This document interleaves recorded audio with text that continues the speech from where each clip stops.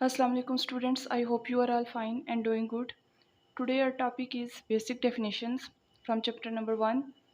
तो सबसे पहले जो है वो आपको डेफिनेशन पता होनी चाहिए मैटर की। मैटर क्या है? Matter is anything that has mass and occupy space. हर वो चीज़ जिसका मैस है और वो ऑक्यूपाई करे स्पेस, तो वो मैटर है। जैसे कि टेबल, चेयर, ये बोर्ड, मार्कर, हर वो चीज़ जिसका मैस और वो ऑक्यूपाई करे स्पेस, वो हमारे पास क्या है? मैटर। तो पहली डेफिनेशन आ जाती है, व्हाट इज़ सब्सटेंस। डेफिनेशन क्या है? Piece of matter in pure form is called substance. ठीक है। और प्योरिटी जो है वो केमिस्ट्री में कैसे डिफाइन होगी? सेम टाइप ऑफ एटम्स, यानी उसमें जो है वो सेम टाइप ऑफ एटम्स हों और उन एटम्स की फिक्स्ड रेशो हो। ठीक है। फॉर एग्जांपल हमारे पास है कैल्शियम कार्बोनेट, तो कैल्शियम की हमारे पास क्या रेशो है? 1। कार्बन की क्या है? 1। ऑक्सीजन की क्या आ जाती है? 3। यानी जब भी कैल्शियम कार्बोनेट होगा तो इसमें सेम टाइप ऑफ एटम्स ही रहेंगे। कैल्शियम की रेशो 1 होगी, कार्बन की 1 होगी और ऑक्सीजन की कितनी रेशो होगी? 3 होगी। सिमिलरली H2O है, ठीक है, H2O, तो हाइड्रोजन की कितनी रेशो आ जाती है? 2। ऑक्सीजन की कितनी रेशो होगी? 1। ठीक है। तो ये हमारे पास इसकी रेशो चेंज नहीं होगी। तो piece of matter in pure form, तो प्योरिटी का मतलब यहाँ पे सेम टाइप ऑफ एटम्स और उनकी फिक्स्ड रेशो है। ठीक है, जो कि रेशो उनकी चेंज नहीं होगी। नेक्स्ट डेफिनेशन है, what are physical properties. Definition क्या है? The properties that are associated with the physical state of substance are called physical properties. यानी ऐसी प्रॉपर्टीज जो कि किसी सब्सटेंस की फिजिकल स्टेट को रिप्रेजेंट करे। अब आप इसकी एग्जांपल देखें। हमारे पास वाटर का केमिकल फार्मूला क्या है? H2O। अब अगर वो सॉलिड फॉर्म में एग्जिस्ट करेगा तो आइस की फॉर्म में होगा और उसकी फिजिकल स्टेट क्या होगी? सॉलिड। उसको मेल्ट किया जाए तो वो लिक्विड फॉर्म में कन्वर्ट हो जाएगा। ठीक है। लिक्विड को मज़ीद उसको हीट किया जाए तो किस में कन्वर्ट हो जाता है? स्टीम या वेपर्स फॉर्म में। और स्टीम या वेपर्स जो उसकी फॉर्म है वो किस स्टेट में आएगी? वो वाली स्टेट होगी गैस की फॉर्म में। ठीक है, वो उसकी गैशियस स्टेट आ जाएगी। इन सारी स्टेट्स में देखें तो आप जो वाटर है H2O, उसकी सिर्फ फिज़िकल स्टेट चेंज हो रही है। ठीक है, आइस में, लिक्विड में, वेपर्स और उसकी स्टीम बन रही है तब भी, यानी उसका जो केमिकल फार्मूला है H2O वो चेंज नहीं हो रहा। वो इन सब स्टेट्स में उसका केमिकल फार्मूला H2O ही है।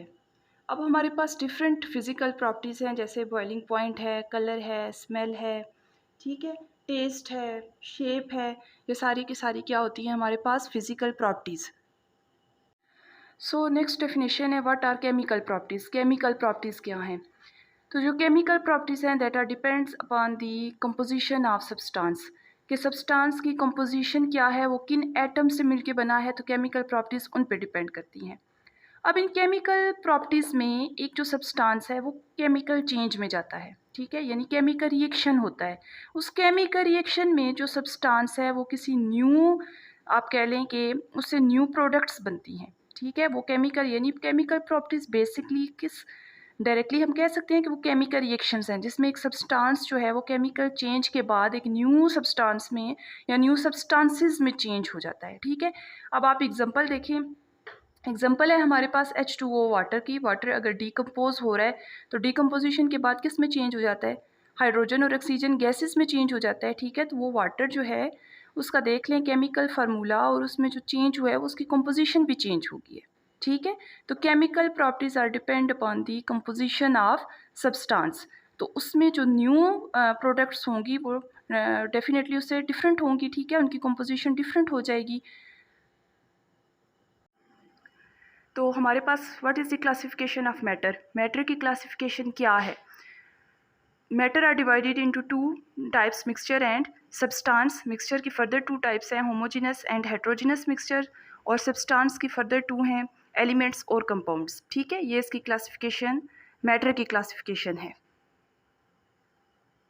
नेक्स्ट डेफिनेशन आ जाती है, व्हाट आर एलिमेंट्स। एलिमेंट क्या है? तो एलिमेंट की डेफिनेशन डिस्कस करने से पहले इसकी थोड़ी सी हिस्ट्री देख लेते हैं कि क्या है। तो अर्ली एजेस की बात की जाए तो उस वक्त जो है वो 9 एलिमेंट्स जो हैं वो डिस्कवर किए गए थे, जिसमें carbon, gold, silver, tin, mercury, lead, copper, iron और सल्फ़र वगैरह इनको किया गया था, ठीक है। ये डिस्कवर हुए थे। 19th सेंचुरी में 63 एलिमेंट्स डिस्कवर हुए और अब जो है वो टोटल 118 एलिमेंट्स डिस्कवर हो चुके हैं, जिसमें से 92 नेचुरली हैं और बाकी जो है वो मैन मेड हैं या आर्टिफिशियली उनको प्रोड्यूस किया गया है, ठीक है। सो डिफ़ाइन एलिमेंट्स। तो एलिमेंट्स को डिफ़ाइन कैसे किया जाए? अब एलिमेंट्स को हम 3 पॉइंट से डिफ़ाइन कर सकते हैं, ठीक है। सबसे पहले एलिमेंट्स में जो एटम्स होंगे वो सेम टाइप के होने चाहिए। हाइड्रोजन की बात करें तो उसमें एटम्स भी सेम होंगे। हाइड्रोजन एलिमेंट में उसका एटॉमिक नंबर सेम होगा, यानी अगर सेम टाइप ऑफ एटम्स हैं तो उसका एटॉमिक नंबर भी तो सेम होगा, ठीक है। Third, can not be decomposed by ordinary chemical means. इसको हम डिकम्पोज नहीं कर सकते ऑर्डिनरी केमिकल मीन से, ठीक है। तो ये 3 पॉइंट्स हैं। Same type of atoms having same atomic number and can not be decomposed by ordinary chemical means. कुछ मेजर एलिमेंट्स की यहाँ पे परसेंटेज जो है वो दी गई है। अर्थ क्रस्ट में सबसे ज़्यादा मेजर जो है वो परसेंटेज ऑक्सीजन की है 47%, सिलिकॉन 28%, एल्युमिनियम 7.8%, ओशियन में सबसे ज़्यादा परसेंटेज ऑक्सीजन की है 86%, हाइड्रोजन 11%, क्लोरीन 1.8%, एटमॉस्फेयर में सबसे ज़्यादा percentage nitrogen 78%, oxygen 21% and argon gas 0.9%। Elements को डिफरेंट कैटेगरीज़ में डिवाइड किया गया है। एलिमेंट्स सॉलिड भी हो सकते हैं, लिक्विड भी हो सकते हैं और गैसियस फॉर्म में भी हो सकते हैं। अब जो एलिमेंट्स सबसे ज़्यादा एग्जिस्ट कर रहे होते हैं वो हमारे पास सॉलिड फॉर्म में होते हैं, क्योंकि सारे के सारे मेटल्स जो हैं वो सॉलिड फॉर्म में हैं, ठीक है। तो लिक्विड फॉर्म में हमारे पास जैसे मरकरी वगैरह आ जाता है, ठीक है, ब्रोमीन है, और गैसियस फॉर्म में हमारे पास आर्गोन है। इस तरह से सारे हाइड्रोजन है, क्लोरीन है, ये गैसियस फॉर्म में आ जाते हैं। अब on the basis of properties भी एलिमेंट्स को 3 ग्रुप्स में डिवाइड किया गया है, मेटल्स, नॉन मेटल्स और मेटलाइट। अब मेटल्स वो तमाम के तमाम एलिमेंट्स हैं जो कि अपना इलेक्ट्रॉन लूज़ करते हैं। नॉन मेटल्स वो हैं जो कि इलेक्ट्रोनेगेटिव यानी इलेक्ट्रॉन को एक्सेप्ट करते हैं। और मेटलाइट जो है उसकी केमिकल और फिजिकल प्रॉपर्टीज़ इन बिटवीन होती हैं, ठीक है। तो उसको हम कहते हैं कि ये मेटलाइट हैं, जिसमें हमारे पास सिलिकॉन वगैरह आ जाता है। नेक्स्ट डेफिनेशन है सिंबल्स। What are symbols? तो ये जो सिंबल्स हैं ये एब्रीविएशंस हैं बेसिकली, जो इंडिकेट करती हैं किसी भी एलिमेंट के नेम को इंडिकेट करती हैं। एक तो लिखने में से आसानी रहती है, टाइम जो है वो कंज्यूम नहीं होता इसमें, ठीक है।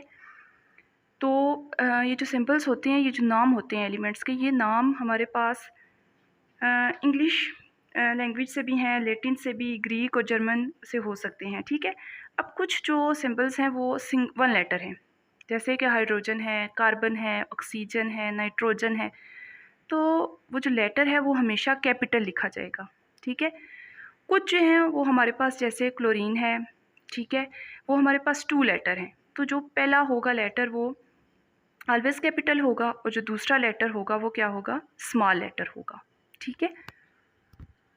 सो नेक्स्ट डेफिनेशन है व्हाट इज़ वैलेंसी। वैलेंसी को डिफाइन हम कैसे करेंगे? Valency is combining capacity of an element is called valency, ठीक है, यानी combining capacity of an element. अब वैलेंसी जो है वो डिपेंड किस पे करती है? वैलेंसी डिपेंड कर रही होती है किसी भी एलिमेंट के आउटर मोस्ट शेल में उसके नंबर ऑफ इलेक्ट्रॉन्स पे। अब हमारे पास केमिस्ट्री में 2 रूल्स होते हैं, या डुप्लेट रूल होता है या ऑक्टेट रूल होता है। यानी आउटर मोस्ट शेल में किसी भी एलिमेंट में अपने 2 अगर उसके पास इलेक्ट्रॉन कंप्लीट हैं उसके आउटर मोस्ट शेल में तो वो डुप्लेट रूल में है। अगर उसने अटेनिंग 8 इलेक्ट्रॉन्स हैं तो वो किस में है, ऑक्टेट रूल में है, ठीक है। अब आपके सामने एग्जांपल है हाइड्रोजन की। हाइड्रोजन एक ऐसा एलिमेंट है जिसके आउटर मोस्ट शेल में सिर्फ 1 इलेक्ट्रॉन है, ठीक है। ये इसका आउटर मोस्ट शेल है और इसमें 1 इलेक्ट्रॉन है। अब according to duplet rule 2 electron होने चाहिए, तो यानी हाइड्रोजन को अपना आउटर मोस्ट शेल कंप्लीट करने के लिए एक और इलेक्ट्रॉन की ज़रूरत है, ठीक है, तब उसका आउटर मोस्ट शेल कंप्लीट होगा। तो हाइड्रोजन की वैलेंसी, क्योंकि उसे 1 इलेक्ट्रॉन और चाहिए अपने आउटर मोस्ट शेल को कंप्लीट करने के लिए, तो उसकी वैलेंसी क्या होगी, 1। So another example is oxygen. अब ये जो ऑक्सीजन का आउटर मोस्ट शेल है, ठीक है, ये ऑक्सीजन है और ये इसका आउटर मोस्ट शेल है, इसमें 6 इलेक्ट्रॉन है। अब अकॉर्डिंग टू ऑक्टेट रूल इसके आउटर मोस्ट शेल में 8 इलेक्ट्रॉन्स कंप्लीट होने चाहिए, तब ये स्टेबल होगा। यानी इसको 2 इलेक्ट्रॉन्स मज़ीद चाहिए अपने आउटर मोस्ट शेल को कंप्लीट करने के लिए। अब क्योंकि 2 इलेक्ट्रॉन्स और चाहिए तो इसकी वैलेंसी हो जाएगी 2। नेक्स्ट हमारे पास टॉपिक आ जाता है what is variable valency. Variable valency क्या है? अब कुछ एलिमेंट्स होते हैं जिनकी मोर देन वन वैलेंसी होती है, तो हम कहते हैं कि इन एलिमेंट्स की वेरिएबल वैलेंसी है। जिसमें हमारे पास एग्जांपल जो है वो आयरन की आ जाती है, जिसमें सामने आपके फार्मूला लिखा हुआ है फेरस सल्फेट FeSO4। तो यहाँ पे फेरस सल्फेट में अगर वो 2 इलेक्ट्रॉन लूज़ कर रहा है तो उसकी वैलेंसी 2 है। फेरिक सल्फेट में देखा जाए तो उसकी वैलेंसी 3 हो जाती है। अब क्योंकि जो आयरन है उसके जो 4s में इलेक्ट्रॉन्स होते हैं, अगर वो 2 इलेक्ट्रॉन लूज़ कर रहा है तो उसकी वैलेंसी 2 है। फिर जो बाकी बच जाते हैं, अगर उसमें से फर्दर एक इलेक्ट्रॉन लूज़ होता है स्टेबिलिटी को अटेन करने के लिए, तो उसकी वैलेंसी 3 है। अब ऐसे जिसके आखिर में OUS आए जैसे फेरस, तो उसकी लोअर वैलेंसी होती है। जिसके आखिर में IC आए, ठीक है, जैसे फेरिक सल्फेट, तो उसकी वैलेंसी हायर होती है। और इंशाल्लाह नेक्स्ट में हम जो हैं वो कंपाउंड एंड मिक्सचर में डिफरेंस पढ़ेंगे। Thank you.